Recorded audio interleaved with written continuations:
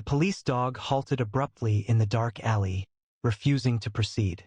His handler had never observed him behaving in this manner, but when backup arrived and revealed the truth, every officer was left shaken. Here's what transpired.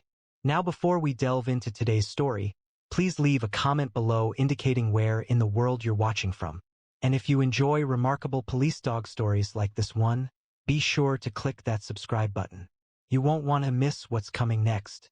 A gentle rain fell across Portland's northwest district, covering the cobblestone streets in a glistening sheen that reflected the faint light of century-old street lamps. Officer Michael Reeves tugged at the collar of his police raincoat, the department patch on his shoulder dampened by the continuous drizzle. Alongside him, Axel, his 4-year partner and German Shepherd K9 officer, moved quietly through the night, his black and tan coat appearing unaffected by the weather. "Quiet night, huh, buddy?" Michael said, observing as Axel's ears twitched, continuously registering the urban soundscape of faraway traffic, the infrequent late-night pedestrian, and the rustle of rain against brick walls. 8 years on the force had shown Michael that beauty frequently masked danger, particularly in the twisting alleys located between Portland's celebrated buildings. Axel proceeded with military precision, each step calculated yet smooth, his training apparent in every motion. The shepherd's amber eyes surveyed their surroundings with a keen intelligence that occasionally made Michael question just how much his partner truly understood. K9-5, this is dispatch. We've got reports of suspicious activity near Westmore and Caldwell. The caller mentioned unusual noises from the historic district, possibly from behind the old Harrington building. Michael activated his radio. Dispatch, K9-5 responding. We are 2 blocks away. We will investigate. Probably just the usual, Michael said to Axel, his voice low. Someone taking shelter from the rain. Maybe some teenagers thinking they found a good spot to hang out. Portland's historic district was full of recessed doorways and forgotten maintenance alleys that regularly attracted both the homeless and thrill-seeking youths. As they neared the Harrington building, a restored brick structure dating back to the 1890s, Michael directed his flashlight beam across the building's exterior. "Let's check the back," he proposed, turning towards the service alley located behind the row of historic buildings. At that moment, everything shifted. Axel's demeanor instantly changed. The easy, assured walk disappeared, superseded by tense readiness. His ears moved forward, his tail became straight, and every muscle in his strong body tightened noticeably under his damp fur. Michael had observed his partner signaling the presence of suspects, drugs, and weapons before, but this felt unusual. There was no sign of eagerness or the expectation that usually came with a positive discovery. "What is it, boy?" Michael asked, quickly checking their surroundings for danger. Axel made no barking or whining sounds. He remained focused on the alley entrance, a quiet growl vibrating in his chest. The shepherd's actions caused a wave of unease to ripple through Michael, unrelated to the rain wetting his collar. "Dispatch K9-5. Michael spoke into his radio, the tightness in his voice evident. "We're at the alley off Westmore, behind the Harrington building. Something feels amiss. Axel is displaying atypical behavior, requesting another unit to help investigate the situation." The usually reliable dog took a cautious step backward, leaning against Michael's leg, a behavior he'd never displayed previously. In 4 years of confronting armed suspects, entering burning buildings, and traversing disaster scenes, Michael had never witnessed his partner show fear. The alley extended before them, resembling a tight canyon, bordered by the imposing brick walls of buildings erected in a different century. Metal fire escapes angled downwards along the building's walls, their stairs reflecting the faint light with a wet sheen. Michael's flashlight appeared to be absorbed by the surrounding darkness, failing to cut through it. "Axel, move forward," Michael ordered, his voice steady despite his rising apprehension. For the initial time in their collaboration, Axel paused before responding to a direct instruction. The shepherd advanced 2 hesitant steps into the alley, then halted abruptly, exhibiting not the watchful readiness of a dog sensing drugs or bombs, nor the defensive posture of one confronting danger. This was a wholly different reaction. Axel remained still, his form tense, his gaze fixed on something in the distance that Michael couldn't perceive. Michael recalled their training sessions at the academy. The instructor's words resonated in his thoughts. Dogs possess an ability to perceive not only what exists but also what is amiss, demonstrating a perceptive capacity that surpasses human comprehension. Should your K9 partner display behavior you have not previously observed, be vigilant. It could potentially save your life. Dispatch requesting immediate backup at my location. K9 is exhibiting unprecedented behavior. Something's very wrong here. Copy that. K95. Units 12 and 17 are responding. ETA 4 minutes. The sound of boots impacting puddles signaled the arrival of backup. Raindrops clung to officers Layla Torres and Keith Mercer as they stepped forward, their tactical flashlights illuminating the gloom. What's the situation, Reeves? Torres inquired, her hand naturally positioned on her holstered weapon as she surveyed the alley. It's Axel, Michael responded, indicating his motionless partner. We were answering the suspicious activity report when he simply halted. He won't advance, he won't go back. I've never witnessed him behaving this way. Mercer's eyebrows lifted in disbelief. We hurried here because your dog became startled? Could have been anything, another animal, an unusual odor. It's impossible to say. That's the point, Michael stated directly. Axel doesn't become startled. Not by animals, not by suspects, not by anything we've seen before. This is unlike anything we've experienced. The officers systematically searched the accessible area of the alley, checking behind dumpsters and inspecting doorways. Nothing apparent, Torres said after a few minutes. There were no indications of forced entry, no people present, and no apparent dangers. Almost immediately after, Axel emitted a quiet whine, a sound so unusual that the three officers became alert. The shepherd subtly changed his position, still hesitant to move forward, but now actively opposing Michael's mild attempts to guide him back to the road. We ought to report this as a false alarm, Mercer proposed, but he seemed unsure. Perhaps we should have Axel examined. Michael remained steadfast. We need to investigate further. Axel is never incorrect, merely sometimes anticipating what we comprehend. Could we have thermal imaging deployed here? The thermal imaging unit was received by Officer Dawson, the department's technology specialist. Rain fell on the equipment's protective case as he meticulously assembled it near their patrol vehicles. You're fortunate I was already in the field, Dawson stated, while calibrating the device. What precisely are we searching for? Anything unusual? Michael asked, looking back at Axel, who stayed in the same motionless state. He listed possibilities: people concealing themselves, surprising heat signatures, structural irregularities, anything that could account for Axel's reaction. Dawson agreed, lifting the thermal viewer to survey the alley. That's strange, he said softly, modifying the device's settings. I'm detecting cold areas alternating with warm areas further into the alley, which isn't typical heat distribution. The three officers proceeded cautiously, with Dawson consistently observing the thermal imaging device. Approximately 60 feet into the alley, the scanner detected a notable temperature difference close to the ground. At that point, Dawson indicated a section of wall partly hidden by a dumpster.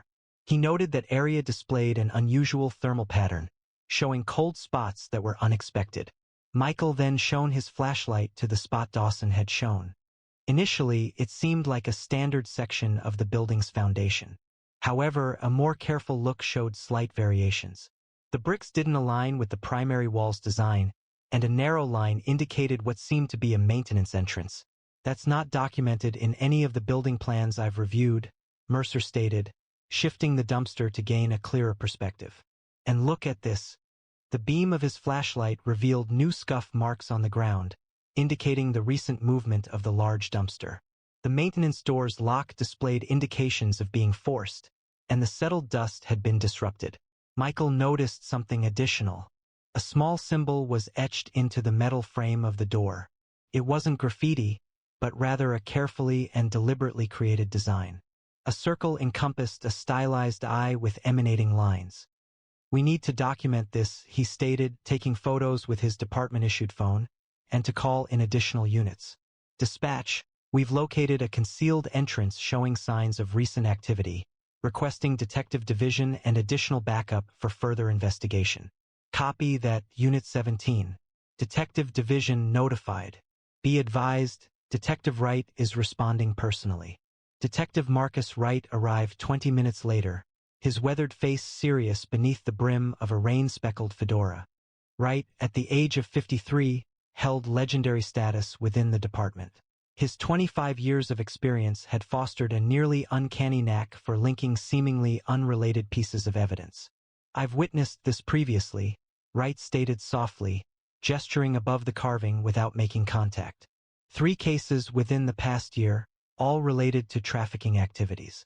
These are highly developed operations. The warrants have been approved. We are proceeding with complete tactical authorization. Drawing on patterns from comparable operations, this entrance probably connects to a tunnel system situated under the historic district. Several of these buildings originate from the 1890s, and the subterranean network was substantial, largely lost to memory until criminals located it again. The maintenance door gave way to specialized entry tools, exposing a confined stairwell leading downwards into darkness. A stale odor of aged brick and motionless air rose from below. Wright instructed Reeves, "Your partner remains here with Torres." Given his reaction, he added, "I don't want to risk." He was interrupted by Axel's sudden movement. After almost an hour of complete immobility, the shepherd padded forward, pausing at the entrance to the stairwell. His earlier fear appeared transformed into determined purpose.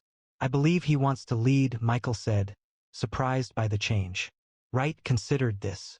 "Your call, officer. You know your partner best."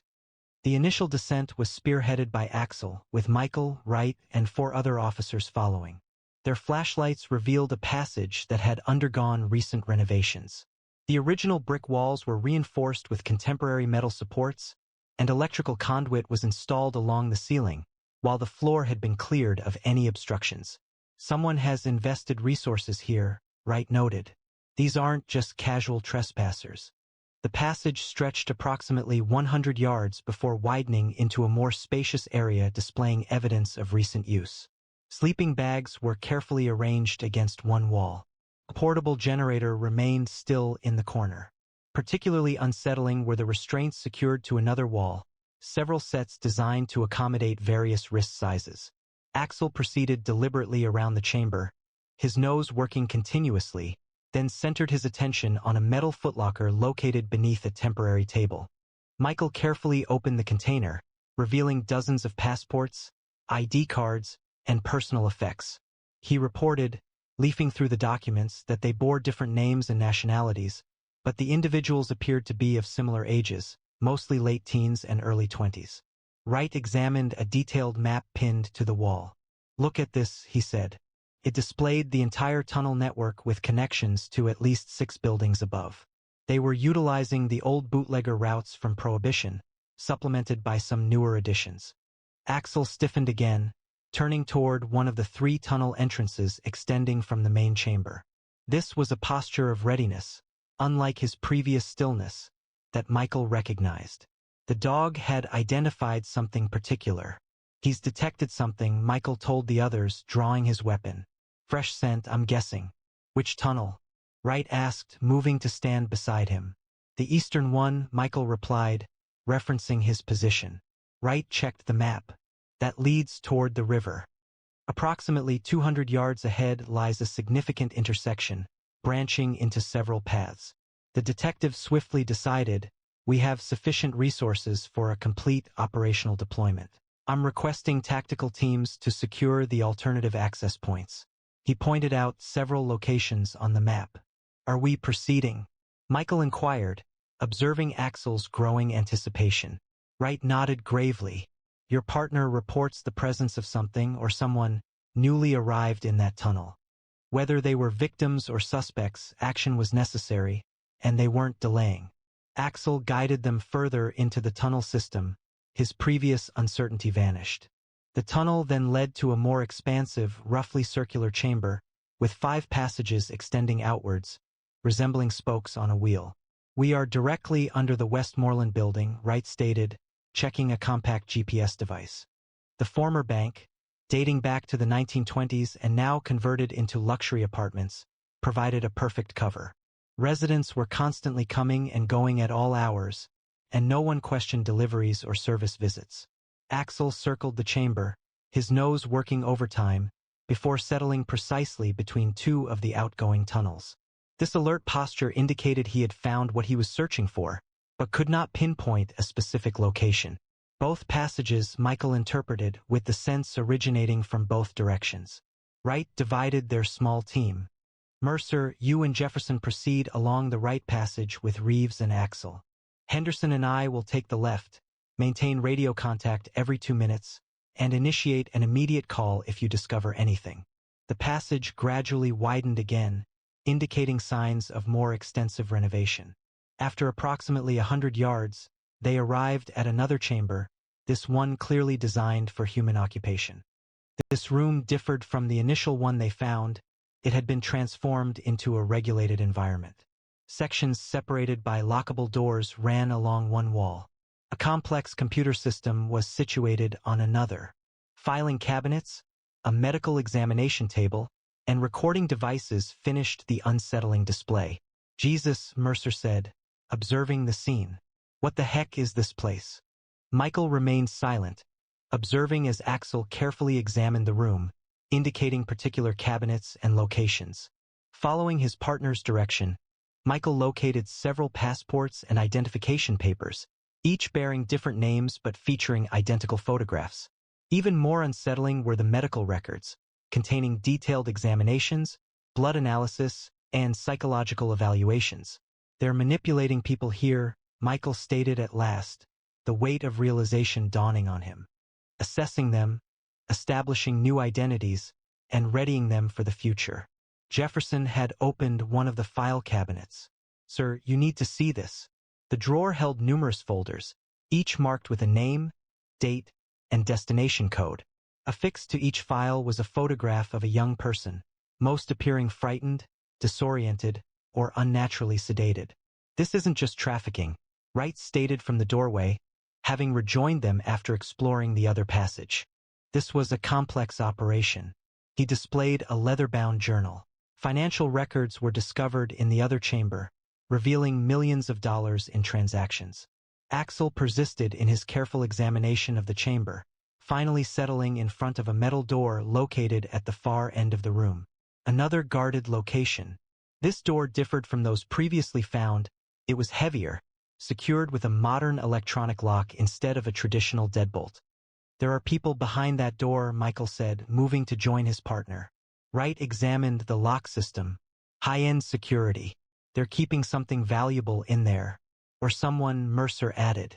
The detective pulled a specialized electronic bypass tool from his tactical vest. Standard override should work. Everyone ready? We don't know what's on the other side. Weapons drawn, the officers positioned themselves as Wright bypassed the security system. With a pneumatic hiss, the substantial door swung open, presenting a striking difference from the functional areas seen before. The room beyond enjoyed climate control and featured costly leather sofas, antique rugs, and modern artwork. A bar was situated in one corner, filled with high-end spirits. A large window seemed to dominate one wall, although the area visible through it was presently unlit. Wright approached a control panel located close to the viewing window. It wasn't a club, it was an auction house. He activated a button, revealing the space beyond the glass.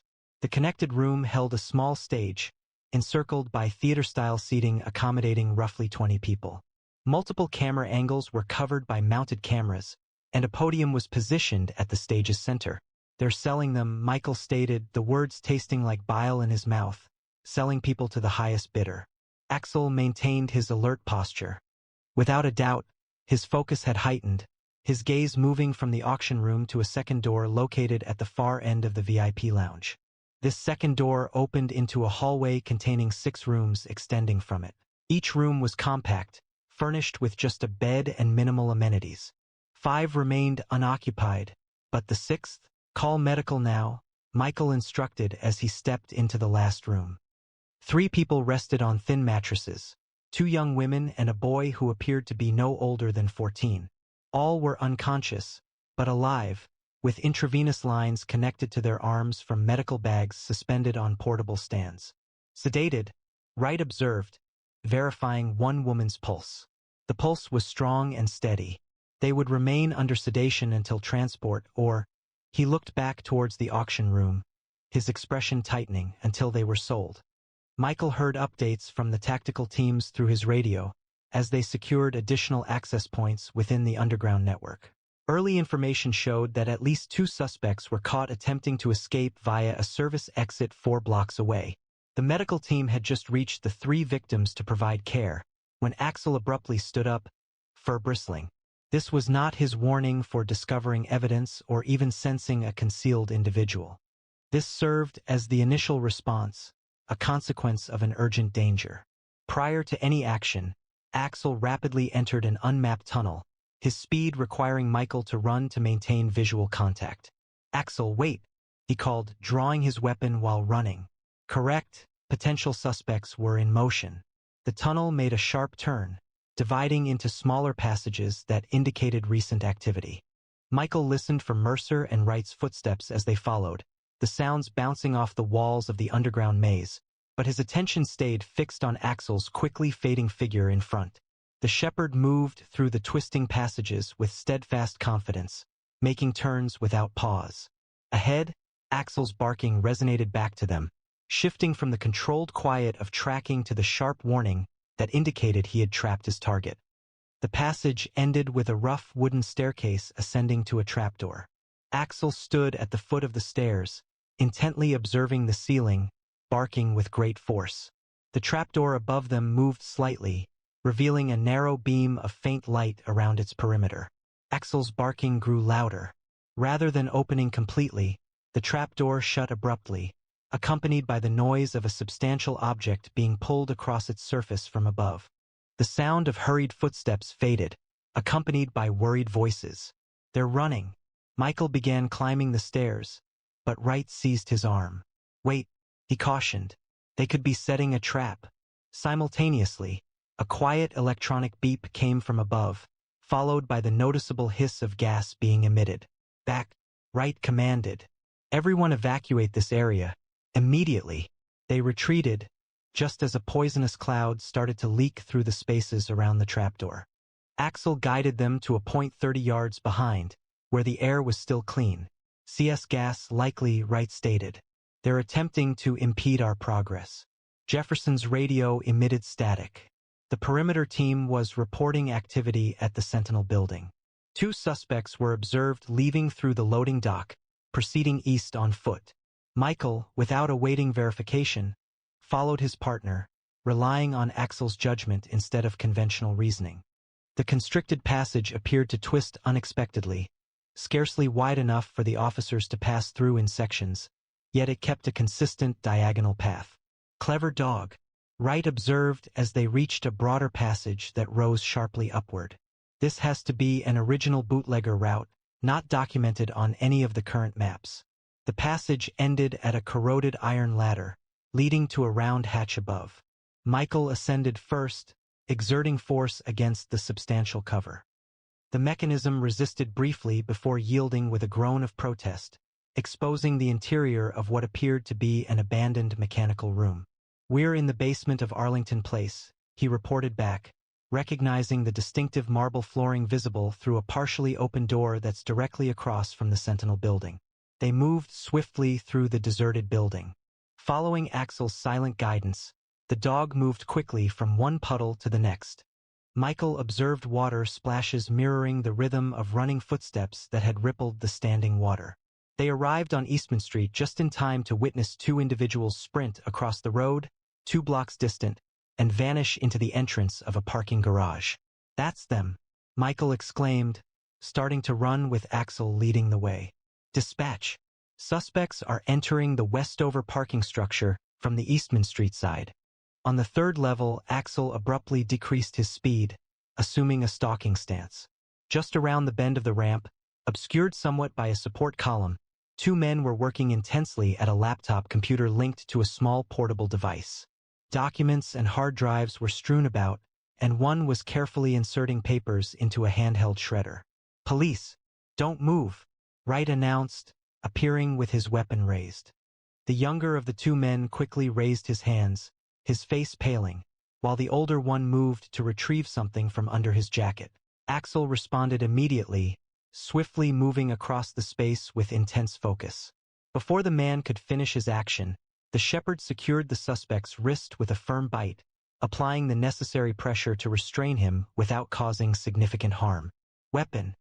Michael alerted, observing the weapon that had fallen from the suspect's hand.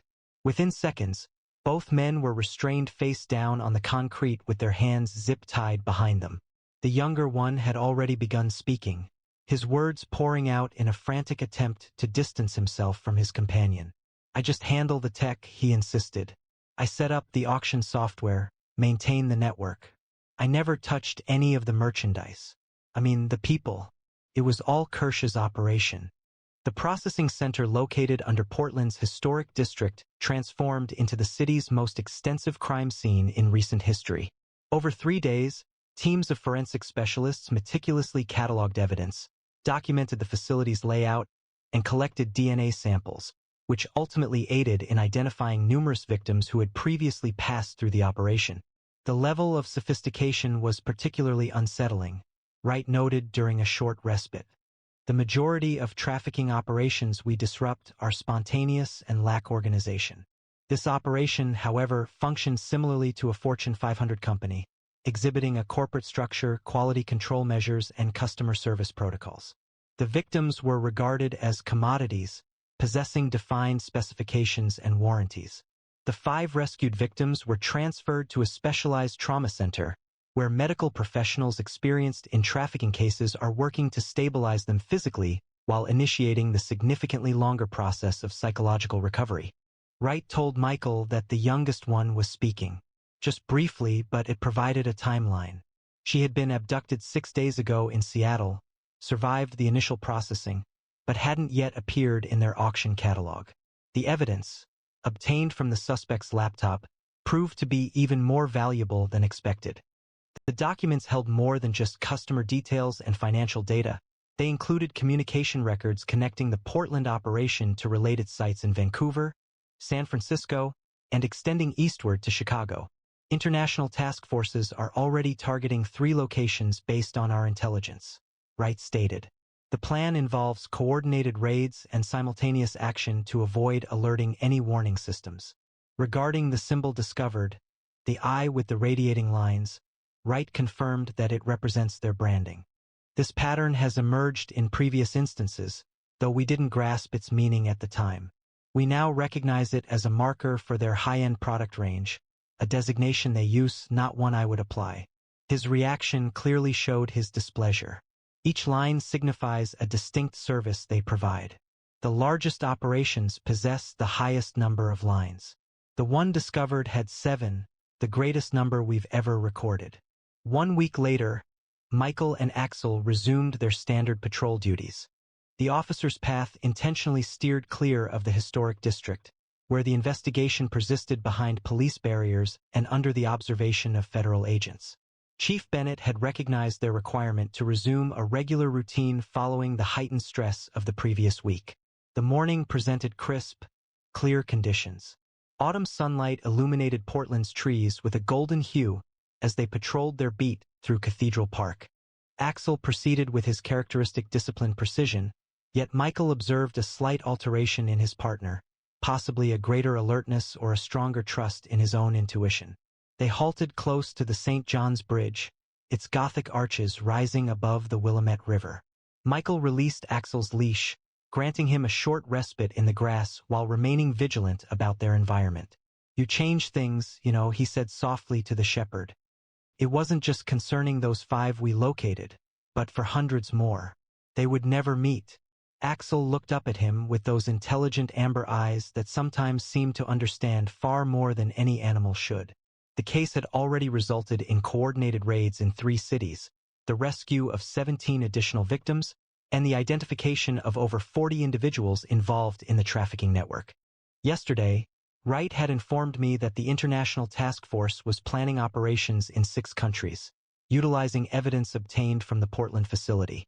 It was all a consequence of my intervention in that alley. Michael reflected, observing as Axel's ears rotated to follow a passing jogger. It stemmed from my recognizing something amiss and choosing to speak out. Continuing their patrol, Michael reflected on the remarkable connection that has grown between humans and dogs throughout millennia of evolution. What insights from the past understood the value in these animals, not solely as hunters or guardians, but as companions capable of noticing details that humans might overlook. Have you ever felt that an animal perceived something beyond your own awareness? How do dogs such as Axel seem to detect threats that humans miss?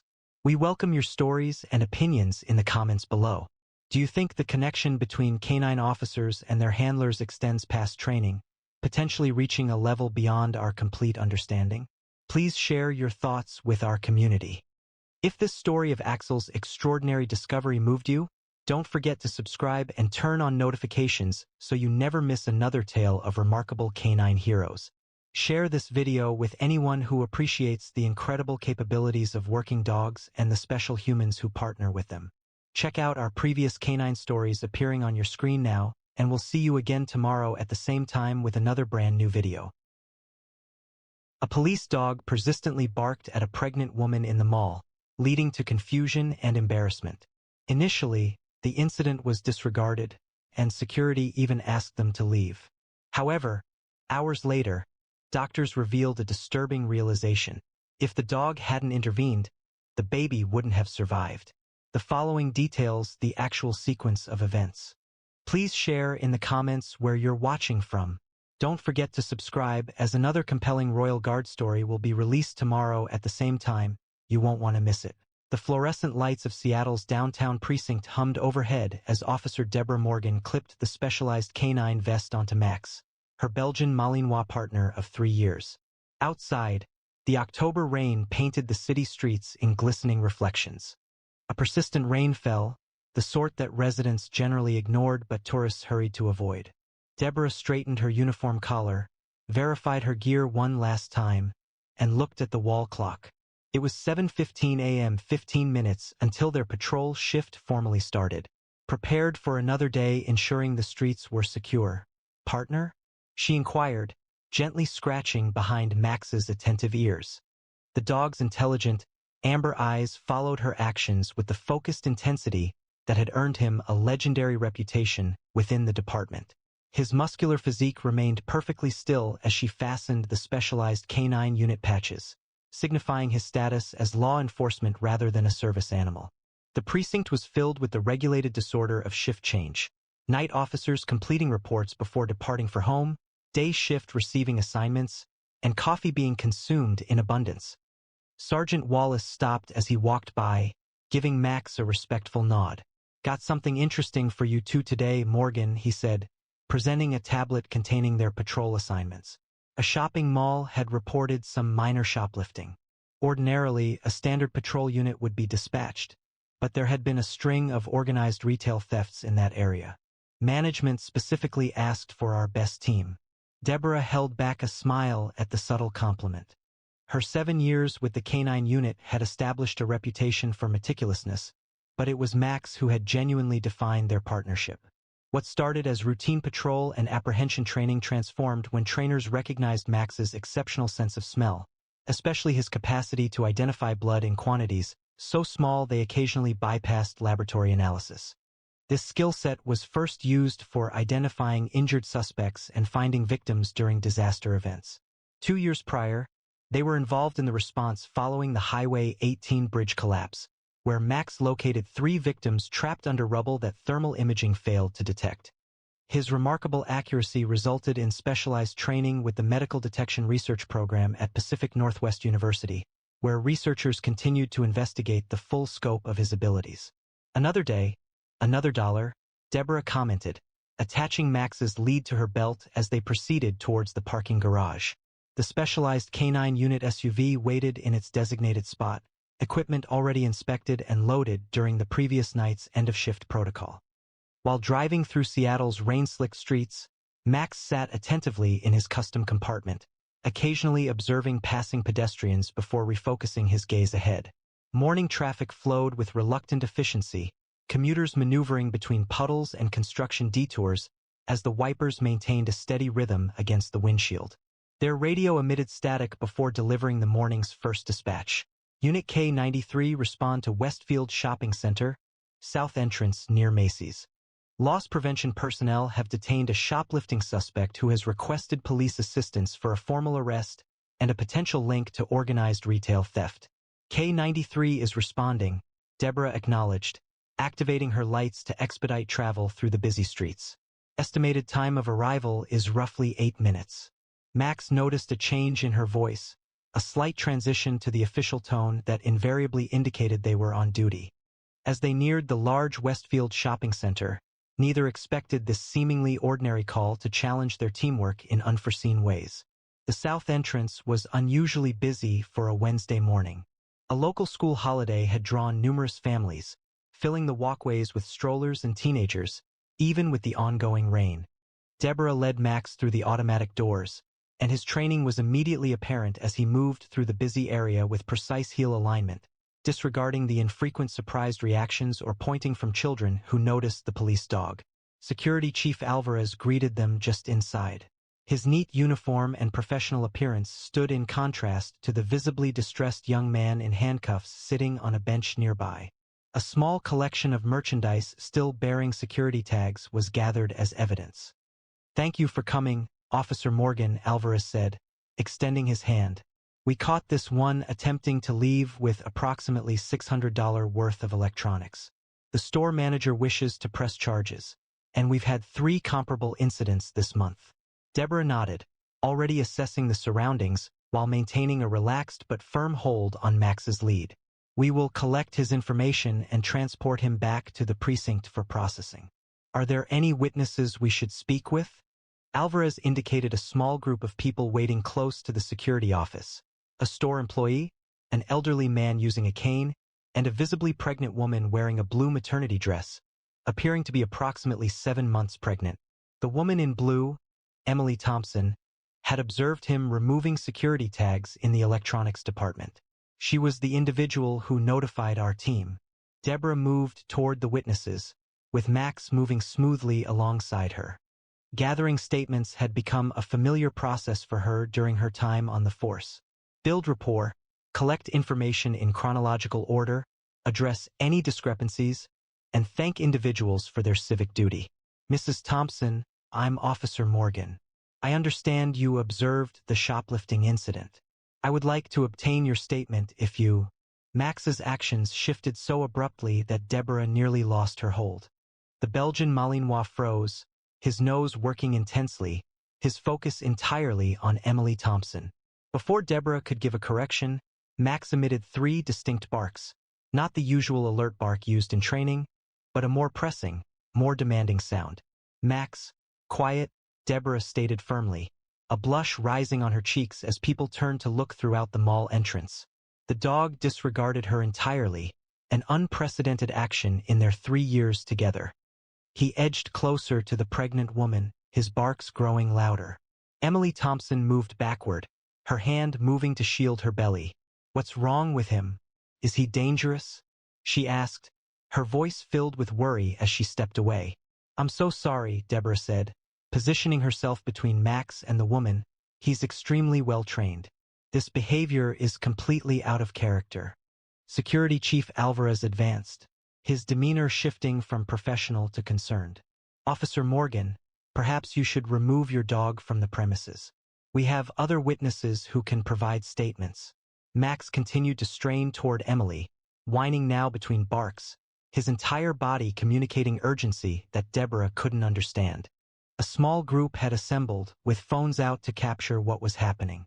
The department certainly didn't need a viral video showing a police dog seemingly intimidating a pregnant woman. "Ma'am, are you okay?"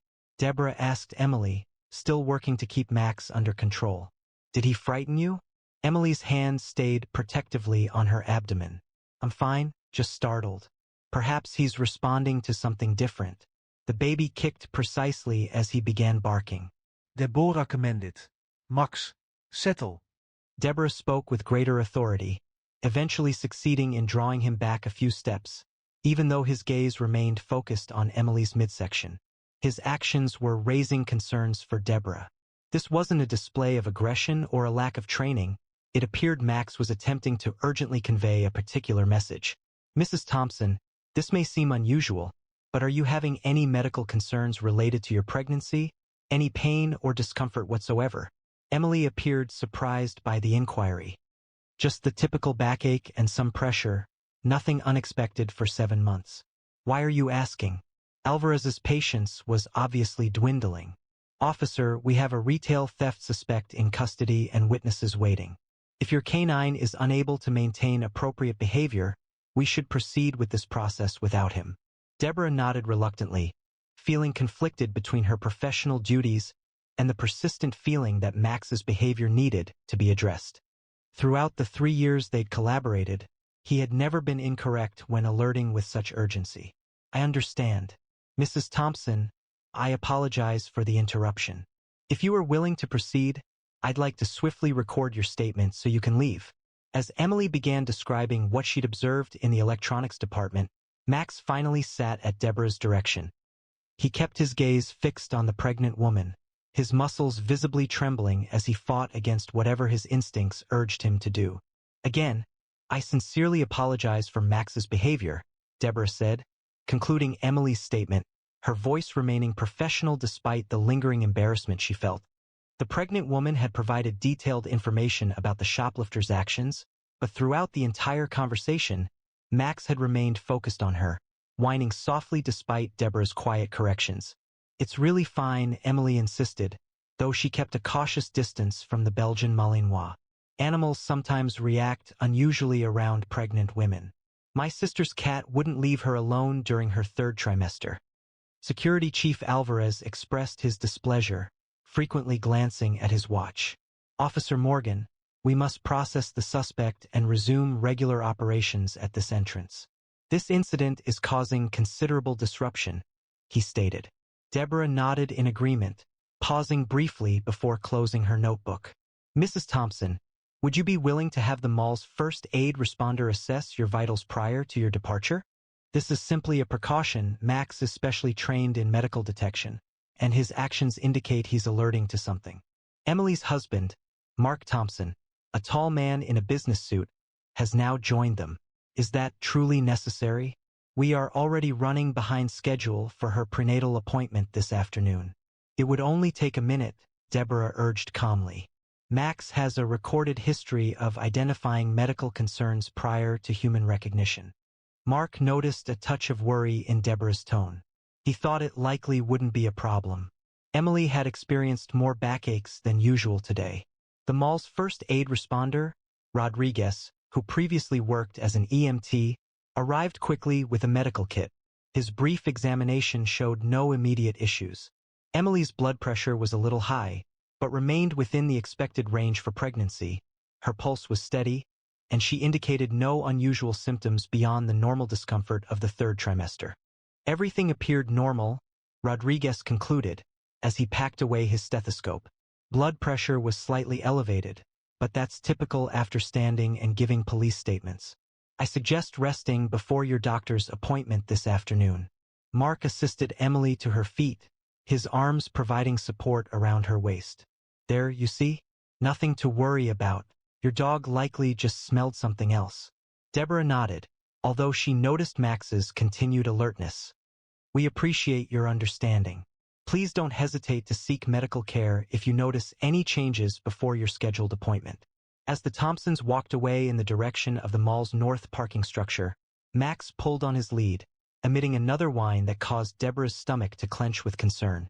Officer Morgan, Alvarez's voice interrupted her thoughts. We need to finish processing our suspect, and honestly, I'll have to create an incident report regarding your K9's conduct. Mall management prioritizes all potential safety concerns, Deborah responded, her frustration hidden by her professional demeanor. Max has not exhibited this behavior previously. He holds certifications in several detection specialties and has a flawless training history. Despite this, his actions caused a disruption and caused alarm for a pregnant woman. This is an issue that cannot be disregarded.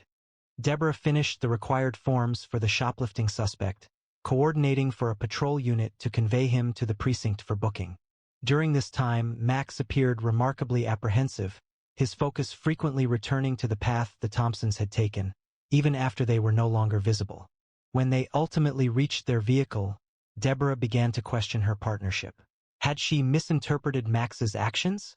Could there have been a gap in their training that accounted for this awkward situation? The upcoming incident report would necessitate a formal reply and potentially a review of Max's certification, a bureaucratic ordeal that could affect their standing in the K-9 unit. "What were you attempting to communicate to me, boy?" she inquired softly. As they drove away from the mall, Max's eyes remained focused on the structure they were leaving behind. Over the years, she had come to trust his instincts without question. His abilities had located individuals when technology faltered and uncovered evidence that human investigators overlooked. However, today, his conduct had appeared erratic, lacking professionalism, and potentially harmful to their reputation.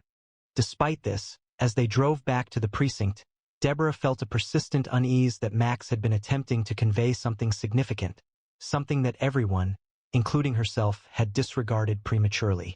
The autumn rain grew stronger as Deborah guided their vehicle into the precinct's K-9 unit parking area.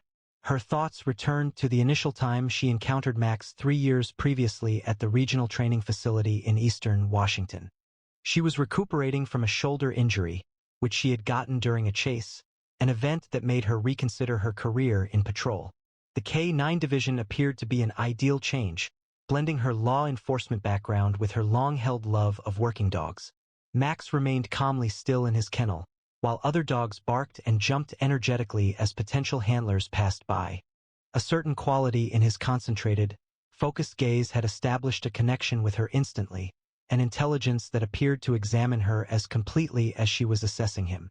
"He's had 3 handlers already," the kennel master had informed her. "Too intense," they'd said. "Too focused on blood tracking to the exclusion of other training. Great nose, but they couldn't direct it appropriately." She knelt before his kennel, and Max approached the gate with dignified curiosity, unlike the frenetic energy of the other candidates. "He's not washing out," she said with certainty. "He's just waiting for someone who understands him." Their first 6 months together had been challenging. Max's extraordinary olfactory abilities sometimes overwhelmed his other training objectives. Although many police dogs receive training to identify various odors, such as narcotics or explosives, Max exhibited an exceptional and almost uncanny ability to detect blood. He was able to identify incredibly small traces that occasionally bypassed crime scene technicians, precisely locating their position with a disturbing accuracy. This remarkable talent significantly impacted their collaboration during a standard missing persons case their first year together. A 6-year-old boy had disappeared during a family hiking trip in the Cascade foothills. Standard search patterns had yielded nothing, and after 36 hours, hope was fading. Deborah had given Max one of the boy's t-shirts, expecting him to track the general scent trail.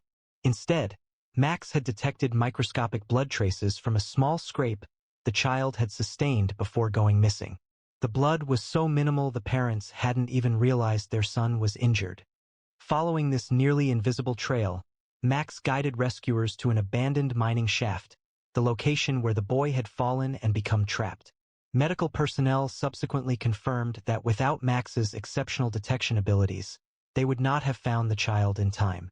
Their most significant case occurred during the Highway 18 bridge collapse.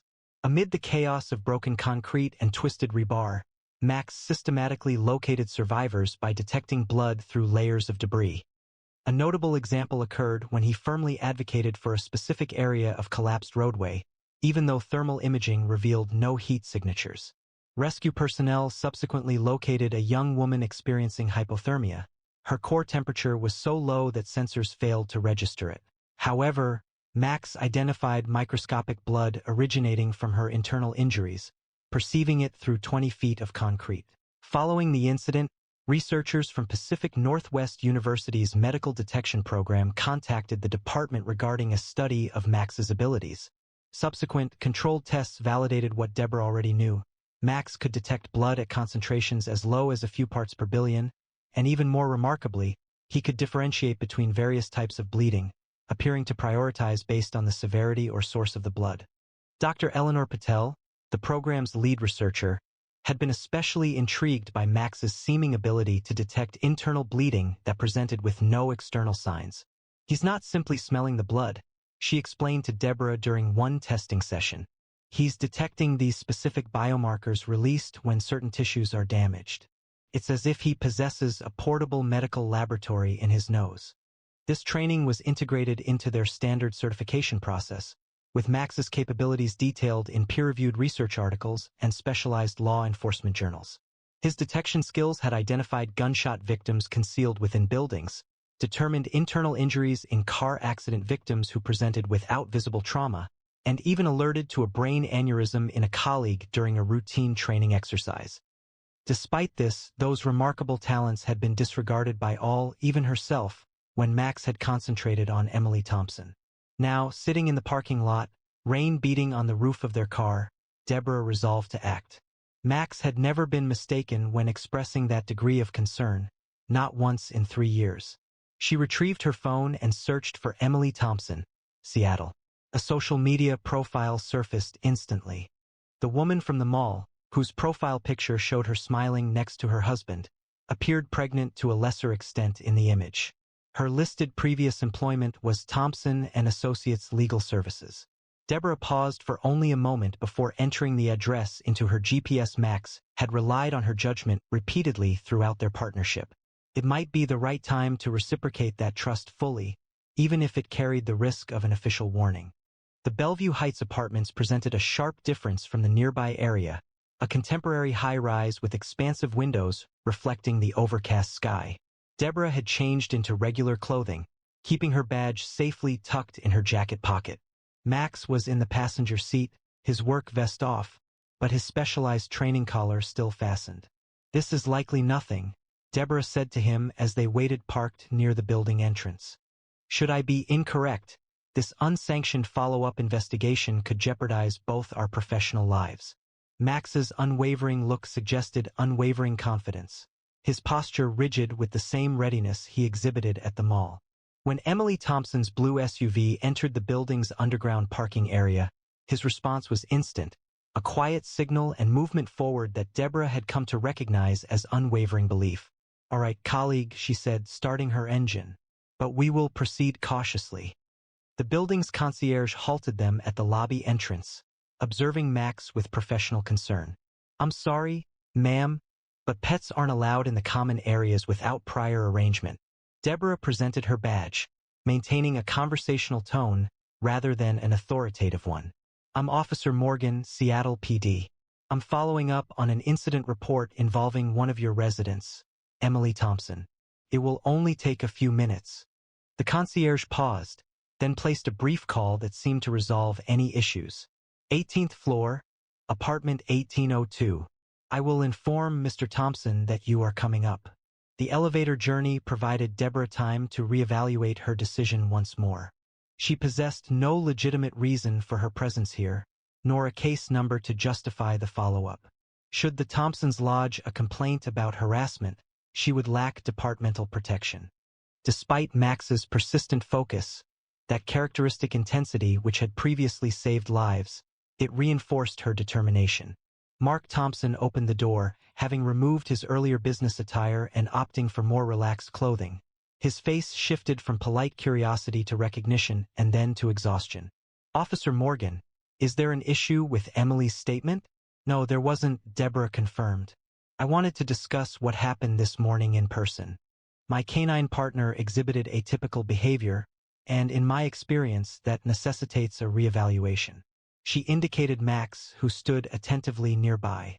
"I assure you he is entirely safe and remarkably well-trained." Mark's stance remained cautious, but he moved to allow passage. "Emily is currently at rest. She has reported increased discomfort this afternoon, but the physician states that is expected at 30 weeks. The apartment was spacious and tastefully furnished, featuring floor-to-ceiling windows that provided a panoramic view of Lake Washington.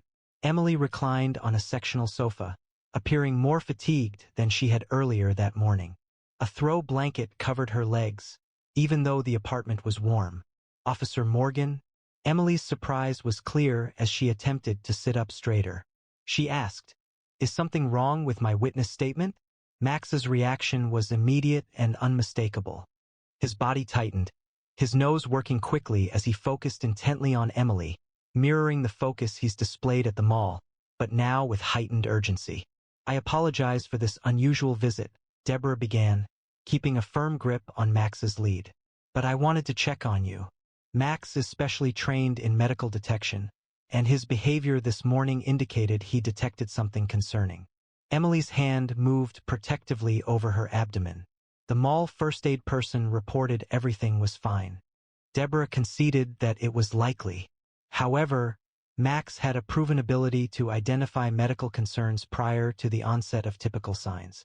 He had been involved in medical research projects at Pacific Northwest University, consistently demonstrating a flawless record of detection accuracy. Mark approached his wife, his posture revealing a cautious disbelief. You're implying your dog possesses knowledge regarding my wife's health that her obstetrician lacks? Deborah selected her subsequent phrasing with deliberation. Max possesses specialized training in blood detection, enabling him to identify internal bleeding prior to the emergence of external symptoms. He has located disaster victims beneath rubble by detecting microscopic blood traces through 20 feet of concrete. Emily shifted uncomfortably on the sofa, wincing slightly. I've just been having some back pain and pressure, she said. The doctor said it's normal, especially since I've been on my feet more than usual today. Max abruptly accelerated with such resolve that Deborah had to steady herself. Rather than barking, he whimpered anxiously, employing the sound he reserved for search and rescue missions when he'd found a seriously hurt individual. When is your doctor's appointment? Deborah inquired, her worry increasing as she noticed Emily's paleness and the slight tremor in her hands. Not until 4, Mark replied, glancing at his watch. About an hour from now. Deborah made a decision that could end her career if she was wrong. Mr. Thompson, I strongly recommend you take your wife to the hospital now. Not in an hour. Right now. The assessment was based on your dog's behavior. Mark's incredulity was unmistakable. That seems... Mark started, but was interrupted. It hurts, Emily said. Her voice had changed, fear edging into her tone, as she pressed both hands against her abdomen. It's getting worse, not better, and I feel dizzy when I stand up. Deborah quietly stated that those could be symptoms of placental abruption, referencing her emergency response training and the potential for internal bleeding that conventional examinations might miss in early stages. Emily's face grew even paler. My sister experienced that with her second baby. The doctor had mentioned that I have some risk factors. Mark's skepticism vanished immediately, seeing the fear in his wife's voice. I'll get the car, he said. Deborah countered, I think we should call an ambulance, already reaching for her phone. If Max's observations are accurate, each minute is crucial. While she contacted 911, requesting urgent medical assistance for a potential obstetric emergency, Deborah observed Max continuing his intense monitoring of Emily. The expression in his amber eyes was familiar to her, drawn from their most vital search missions, the unwavering conviction that had guided rescuers to survivors whom others considered lost. The sound of the approaching ambulance broke through the usual sounds of the affluent neighborhood. Mark knelt beside Emily, his previous doubts gone, replaced by clear worry as he held her hand. Her condition worsened quickly in the 12 minutes since Deborah had made the call, her skin now damp, her breathing faint. The ambulance is nearly here, Deborah told them, having ensured the paramedics could reach the apartment. Max stayed exactly where he was next to her, his vigilance unchanged, but his actions were now restrained and professional. The paramedics arrived with skill deficiency, 2 experienced emergency responders who didn't pause for greetings as they started their evaluation. They functioned with the coordinated accuracy developed over years of collaboration, one starting intravenous access while the other observed vital signs and asked pointed questions regarding the pregnancy. At 30 weeks pregnant, Emily reported increased pain and pressure today, along with dizziness when standing, as the lead paramedic worked. Any vaginal bleeding? He asked. No, Emily answered, her voice weak. Just the pain and feeling faint. It's been getting worse all day. Deborah approached. My canine partner, Max, is specifically trained in blood detection. His behavior suggests possible internal bleeding, potentially a placental abruption. The paramedic glanced at Max, then back to Deborah, recognition dawning. Were Morgan and Max involved in the bridge collapse? The team responsible for locating the hypothermic victim? Yes, Deborah verified, feeling a wave of relief knowing she wouldn't have to explain the atypical medical warning. The paramedic acknowledged, immediately modifying his plan. Possible concealed abruption? Let's proceed now. Establish a wide-open for and prepare for obstetrical trauma at Harbor Medical. To Mark, he added, we're transporting your wife to Harbor instead of Seattle General.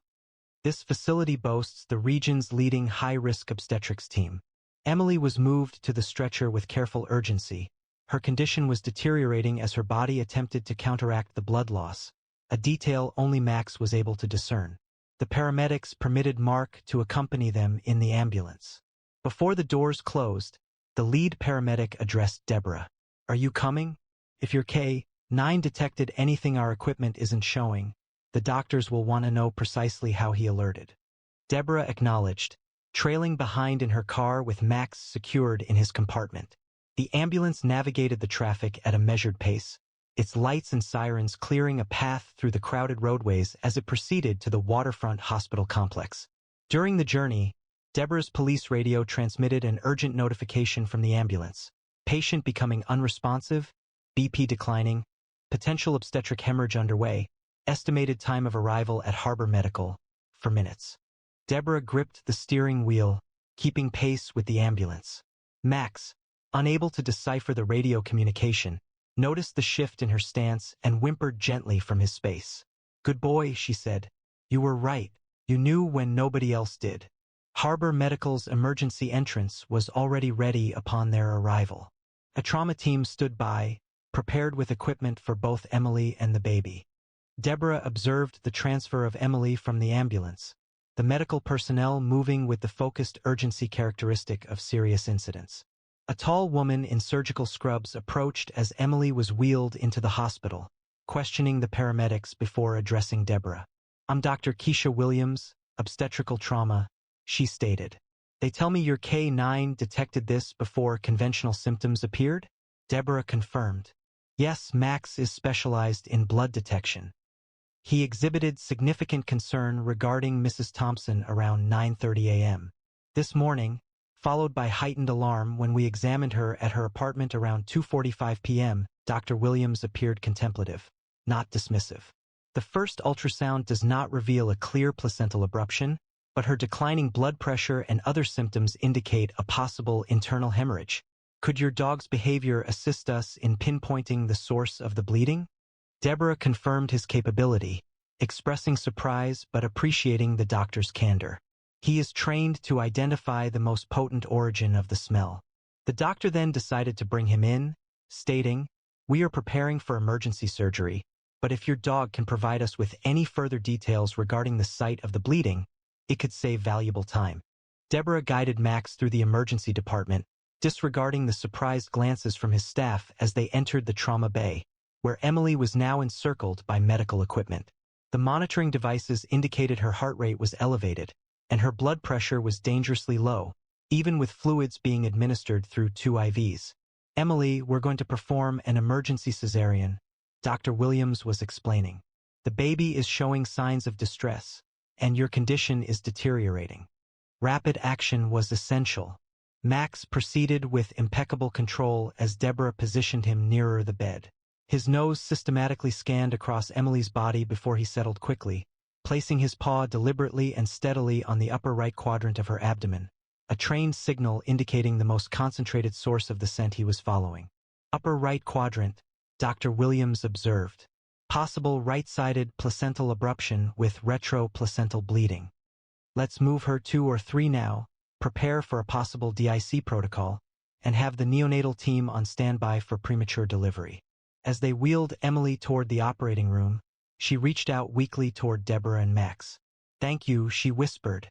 Mark stood still for a moment as his wife was rushed away, medical terminology passing around him too quickly to understand. Then he turned to Deborah, his face pale. The doctor stated, if we had waited until our scheduled appointment, it would have been. He was unable to complete the sentence. Your wife is in good hands, Deborah reassured him, despite the seriousness of the situation being clear in the controlled disarray surrounding them. Harbor Medical possesses an exceptional trauma team. A nurse came forward to direct Mark to the surgical waiting area, noting that the procedure would probably take a minimum of 1 hour. He paused briefly to kneel beside Max before going with her. I didn't believe, he stated quietly, his voice heavy with feeling. But you knew. How did you know when no one else could discern it? Deborah wished she could offer a less complicated explanation than the intricate mix of genetics, training, and the unexplainable connection between handler and canine that had previously saved lives. He's special, she replied, and he's never wrong when he alerts like that. The surgical waiting room possessed the characteristic stillness often found in hospitals, a place where time appeared to hang between hope and worry. Mark Thompson walked back and forth across the room, pausing sometimes to look out the rain-streaked windows at the harbor below, then continuing his steady steps. Deborah remained still in the corner, Max settled at her feet, yet watchful, his training enabling him to stay composed within the medical setting despite likely detecting stress from the humans nearby. You don't need to remain, Mark stated abruptly, ending the silence that had lasted almost 30 minutes. You've already exceeded your required responsibilities. Deborah responded, I'd like to observe this conclusion, unless you desire solitude. Mark shook his head, returning to the molded plastic chair beside her. No, you and Max are the reason we're here in time. He paused. They're not just empty words when I say Emily and the baby would. He swallowed hard, unable to complete the thought. The surgical liaison nurse had updated them once, 20 minutes into the procedure, with the measured optimism that medical professionals cultivate. Emily was stable, the surgery progressing, more information would come when available. The carefully neutral phrasing had done little to ease the tension visible on Mark's face. Can I ask, he began after another pause, how did your partner know? The doctors performed tests this morning during her routine checkup and found no cause for concern. Deborah paused, contemplating how to explain something that medical researchers were still investigating. Max's sense of smell is approximately 40 times more powerful than ours, but it's more than just sensitivity. He had received specialized training to detect blood in quantities undetectable by standard testing. Crucially, he could distinguish between normal blood presence and unusual bleeding patterns. However, Mark pointed out there was no visible blood. Even now, the doctor explained, it was a concealed abruption. The blood didn't need to be visible to him. The body releases specific biomarkers when internal bleeding occurs. Tiny alterations in blood chemistry, undetectable through skin, breath, or even clothing, don't escape Max's awareness. Their conversation was paused as the door opened, showing Dr. Williams still wearing surgical scrubs, her expression carefully neutral, yet subtly conveying the relief that accompanied good news. Mr. Thompson, she started, sitting in the chair opposite them, your wife is stable now.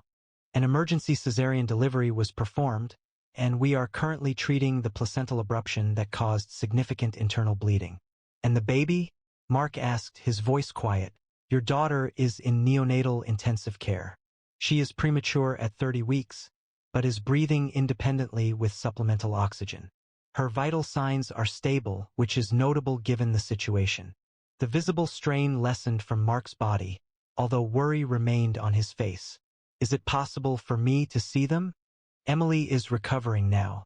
She can be seen briefly in approximately 20 minutes. The baby will remain in the NICU, but you may visit her as well once Emily is settled. Dr. Williams then focused on Deborah and Max. Officer Morgan, I wish to thank you and your partner for your actions.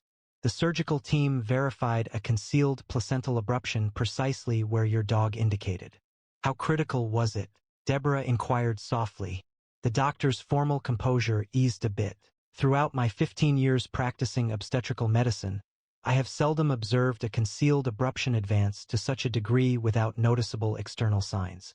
Had Mrs. Thompson arrived at her scheduled appointment, both she and the baby would likely have been in critical condition, potentially past the point where we could have provided effective intervention. Mark covered his face with his hands, the full weight of how near they had come to a tragic outcome finally registering with him. Dr. Williams added, it's quite notable that your dog identified this issue at the mall earlier today, prior to Mrs. Thompson showing any noticeable signs. The pathology report indicates the abruption was in its initial stages then. There was microscopic bleeding that wouldn't have been picked up by standard screening methods. This aligns with his training, as Deborah clarified. Max located faint traces of blood, several hours old and too minimal for crime scene technicians to identify without specialized chemical analysis. Fortunately, his abilities helped save 2 lives today.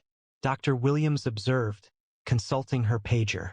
The obstetrics department would be keen to learn more about the canine program. They are continuously searching for improved techniques for early detection of pregnancy complications.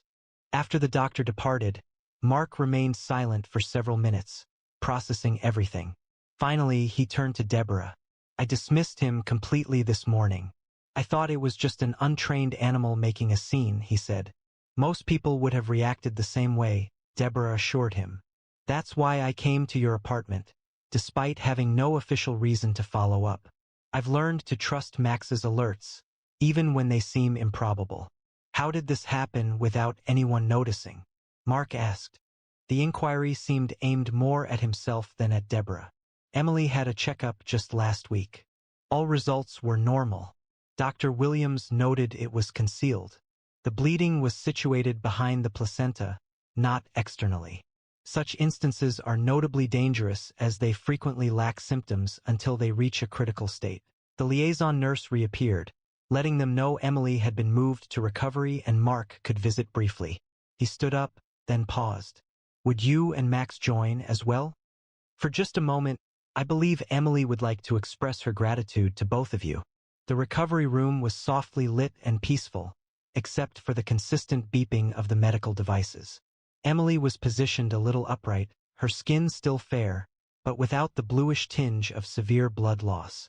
Her eyes lit up upon seeing Mark, and then grew wide with surprise as Deborah and Max entered behind him.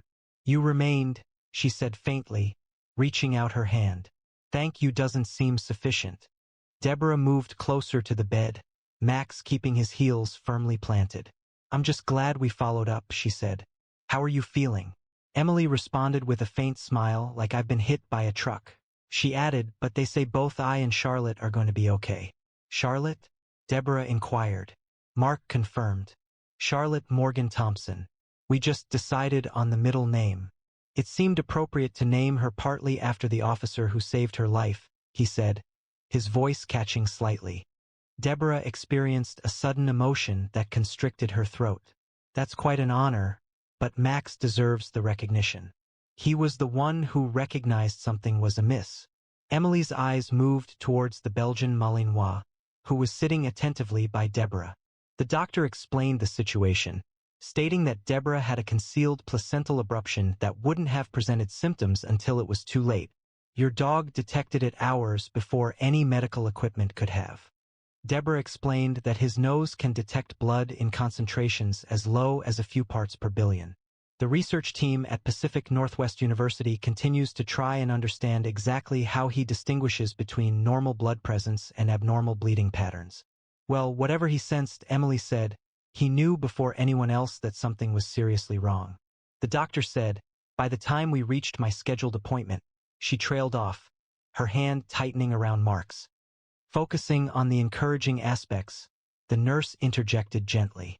Your daughter is progressing remarkably well, considering she was born at 30 weeks. You will be able to visit her in the NICU after you have had a little more rest.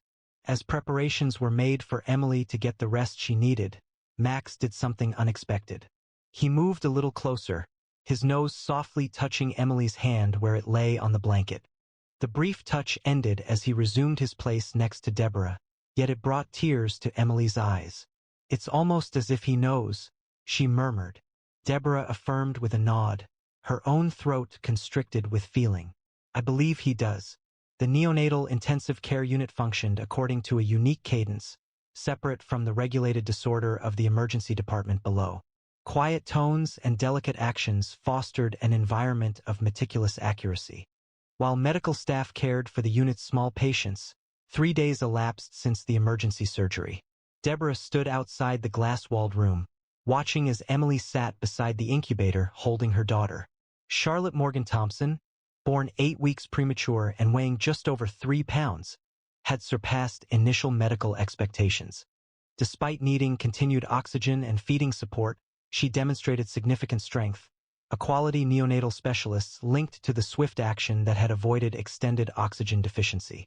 "She has your fighting spirit," Deborah overheard Mark say to his wife as the sliding door opened to allow another visitor. Dr. Williams came forward, holding a clipboard, her usual professional appearance relaxed by a sincere smile as she addressed the new parents. Deborah had initially intended to leave, feeling she shouldn't interrupt their private medical conversation. However, before she could depart, Mark noticed her through the window and gestured for her to join them, showing that her presence was appreciated. "Officer Morgan," Dr. Williams acknowledged as Deborah entered. "I was just reviewing Charlotte's progress with the Thompsons. She's exceeding our expectations for a 30-week delivery following placental abruption." Emily looked up from the incubator, her smile showing exhaustion. The transfusions and emergency surgery had taken their toll, but the medical team had assured her that with time, she would recover completely. "We were just discussing arranging for Max to meet her formally once she regains some strength. The NICU supervisor has approved this as an exception." "He would appreciate that," Deborah responded, feeling moved by the action. "He is currently situated in the K-9 unit vehicle. Department guidelines prohibit him from entering medical facilities without explicit permission." Dr. Williams recorded a note on her clipboard. "I have issued that authorization, effective immediately. I have discussed with the hospital administrator the possibility of creating a pilot program involving your K-9 unit for high-risk obstetric screenings. Your partner's capabilities could potentially transform how we identify early pregnancy complications." This idea wasn't completely surprising. Max's exceptional detection skills have previously drawn attention from the medical field, but using them in obstetrics presents a promising new area of exploration. Deborah considered the research potential involving other pregnant women, focusing on complications that could be identified before they escalated into life-threatening emergencies. She volunteered to discuss the idea with her superiors, noting that the department already had established protocols for specialized deployments in medical settings. Mark stood beside his wife, his hand gently resting on the incubator holding their daughter. "I found it difficult to accept Dr. Williams' explanation of Emily's condition. The placenta had started to detach from the uterine wall that morning, coinciding with the moment your dog first alerted at the mall. The doctor detailed that the bleeding was entirely internal, adopting a clinical and precise tone. She clarified that standard screening methods would not have identified the issue at that stage. When Emily arrived at the hospital, approximately 20% of her blood volume had been lost into the concealed space behind the placenta. If the condition had advanced another 2 to 3 hours, the potential consequences would likely have been severe." Emily reached through the incubator's access port to gently touch her daughter's tiny hand. The NICU doctor explained that babies born following placental abruption frequently experience complications related to oxygen deprivation. However, Charlotte's test results are all normal. Dr. Williams clarified that we were able to deliver her because the placental separation hadn't advanced to the point where it would have jeopardized her oxygen supply. Typically, in situations like this, patients don't receive medical attention until they display significant symptoms, and the fetus has frequently been in distress for hours. A sense of the potential severity of the situation lingered briefly before Mark spoke. Hospital leadership inquired about our willingness to contribute to a case study for their medical journal. The focus would be on documenting an instance where a police canine identified a critical medical condition prior to the detection by conventional medical technology. "I believe this is an excellent proposition," Deborah stated. "Max's abilities warrant greater awareness within the medical field. There could be other potential uses we haven't yet explored." A soft chime from Dr. Williams's pager interrupted the discussion. Having reviewed the message, she stepped away to care for another patient, stating she would return to talk about Charlotte's feeding progress. Once she left, Emily took Deborah's hand. "I can't help but think about how things might have turned out differently," Emily said. "If you hadn't relied on Max to follow up, he's the one who should be recognized," Deborah replied. "I nearly dismissed him myself. Were it not for our shared past, and the numerous occasions his instincts proved accurate even when they appeared unlikely, I might have considered his actions an unusual occurrence. Will you incur any repercussions for observing us without proper authorization? Mark inquired, his voice filled with worry. Deborah replied with a smile. Actually, the opposite is true. After the department became aware of the situation, they've provided complete backing. The possibility of favorable media coverage and the potential for advancements in medical research have transformed what might have been a routine matter into what my sergeant described as a public relations opportunity. Observing through the glass wall of the NICU, she noticed other small infants in their incubators, all supported by the equipment intended to maximize their chances of survival. She wondered how many of their mothers might have gained from earlier identification of complications. What number of future cases might be identified sooner? Ideally, if Max's abilities could be consistently used in medical screening. Would you and Max consider being Charlotte's godparents? Emily asked abruptly, the question surprising Deborah completely. I know it's unusual, but then so is having your life saved by a police dog with a supernatural nose. The unexpected offer moved Deborah profoundly. Throughout her career in law enforcement, she had rescued individuals and impacted numerous cases. Yet this situation felt distinct, more intimate, and deeper in significance. We would be honored, she replied concisely, recognizing that this case had altered not only the Thompsons' lives but also her own understanding of her collaboration with Max. She had always been impressed by his exceptional skills, but now she realized that relying on those abilities could go beyond standard work rules and processes when something truly critical was involved. As she departed the NICU to get Max from the car, Deborah considered the connection that had led her to trust her colleague's judgment, even though every reasonable consideration suggested otherwise.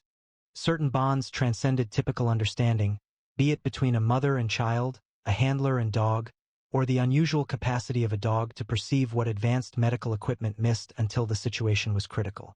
The winter sun stretched shadows across the main entrance of Harbor Medical Center as Deborah led Max through the automatic doors. While they had been visiting weekly throughout Emily's lengthy recovery, today held a significant moment, Charlotte's formal release following 31 days in neonatal intensive care.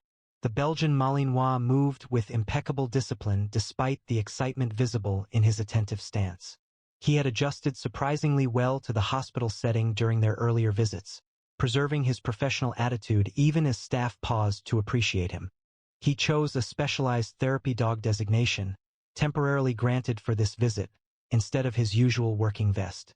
The Thompson family was located in the NICU family room, where balloons and a small group of medical staff who had cared for Charlotte during her first month were gathered. The premature infant, who had previously appeared impossibly tiny, now weighed nearly 5 pounds. Her improved condition was clear in her more alert gaze and stronger movements. Emily, as mandated by hospital policy for discharge, remained in a wheelchair despite her physical recovery from surgery. A smile spread across her face when she noticed Deborah and Max entering. The guests of honor, she announced, prompting the assembled medical team to turn. Everyone, this is Officer Deborah Morgan and K-9 Officer Max, the team that saved both our lives. Dr. Williams approached. Perfect timing. We were just about to have a small celebration before discharge. Charlotte has surpassed all developmental milestones. Mark came forward, gently holding his daughter. The change in him was striking. He had previously questioned Max's methods, but now he knelt with care to position his daughter at eye level with the Belgian Malinois. Charlotte, he spoke quietly, even though the baby was too young to comprehend, this is Max. He's the reason you and your mom are both here today. Max stayed completely still, his training enabling him to evaluate the little human without any actions that could be perceived as threatening. Following a brief period of careful observation, he performed an action that moved Deborah to tears. He slowly lowered his head in a gesture of remarkable tenderness, his nose delicately sniffing the baby's blanket before he returned to his poised sitting posture. He remembers, Emily said softly. Somehow he understands who she is. A representative from Pacific Northwest University's Medical Detection Program, Dr. Patel, was present for this important event. For the past month, she had held several sessions analyzing Max's capabilities, integrating the insights from Charlotte's case into her continuous research. Dr. Patel explained to the assembled medical personnel that the truly notable aspect wasn't solely his ability to identify the abruption prior to the onset of typical symptoms, but also his ability to distinguish it from standard pregnancy blood markers.